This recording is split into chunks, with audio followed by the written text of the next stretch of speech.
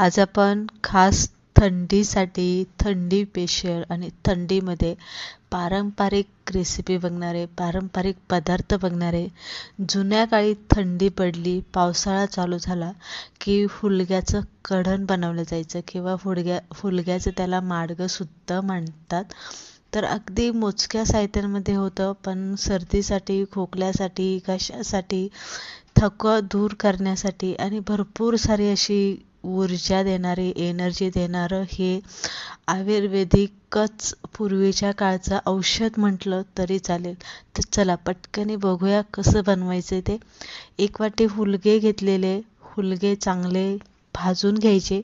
भाजलं की त्यामधनं एक छान असा सुगंध येतो, जो तुम्ही कोणतेही रेसिपी पदार्थ बनवताना तो तुम्हाला आला नसेल किंवा तो घेतला नसेल. असा एक सुगंध या हुलग्यामधून भाजलं की दरवळत असतो आणि त्याला एक चकाकी येते. तेलकट असं दिसतं, जसं की आपण तेल चोळून ठेवलेले असं त्याला एक चकाकी येते.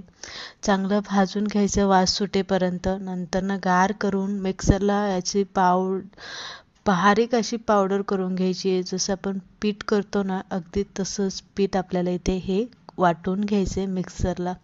तर इथे तुम्ही बघू शकता या पद्धतीने आपण मिक्सरला वाटून घेतलेले. त्यानंतर ना इथे आपण ठेचा बनवून घेणार आहे. ठेच्यामध्ये हिरव्या मिरच्या घालायच्या आहे. जिरी मात्र आवर्जून यामध्ये वापरायची. मोहरीचं यामध्ये वापर केला जात नाही, हे लक्षात ठेवा. आलं घ्यायचं आहे, हिरव्या मिरच्या घ्यायच्या आहे आणि अगदी 2-4 लसूण पाकळ्या यामध्ये घ्यायच्या आहे. पाणी न घालता हा ठेचा मिक्सरला बारीक वाटून घ्यायचा. पाण्याचा वापर अजिबात करायचा नाही. तर इथे बघू शकताय हा झाला ठेचा.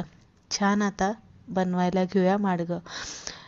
पळीभर तेल, तूप, बटर तुमच्याकडे जे आहे, तुम्हाला जे घालायचे ते तुम्ही इथे घालू शकता. आणि नंतरनं आपल्याला यामध्ये हा ठेचा घालायचा आहे. आता हे जास्त तिखटही बनवायचं नाही किंवा कमी तिखट बनवायचं नाही, त्यामुळे अंदाजानुसार हा ठेचा घालायचा आहे. ठेचा तेलामध्ये थोडासा परतून घ्यायचा, मग हिंग आणि हळद यामध्ये घालायची. याच्या व्यतिरिक्त आपल्याला यामध्ये काहीच घालायचं नाही आहे आणि चवीप्रमाणे मीठ आपण यामध्ये घालून घेणार आहे. आता यामध्ये पाणी घालून घ्यायचं आहे. आपण किती लोकांसाठी हे बनवते त्या अंदाजानुसार पाणी घालायचं आहे, चवीप्रमाणे मीठ घालायचं आहे आणि पाण्याला उकळी येऊन द्यायची. आता याला उकळी आली की यामध्ये आपल्याला जे आपण हुलग्याचं पीठ बनवून घेतलेलं आहे ते पीठ थोडं थोडं सोडायचं आहे. एकदम सोडू नका, नाही तर त्याच्या गुठळ्या होतील. गॅस इथे बारीक करायचा आणि मग आपल्याला हे पीठ थोडं थोडं असं बुरबुरायचं. एकदम सोडू नका किंवा एकदमच डायरेक्ट अशी बुचकी घेऊन किंवा चमचा घेऊन असं जागेवरती टाकू नका. थोडं थोडंसं असं बुरबुरायचं. परत एकदा चांगलं ढवळून घ्यायचं.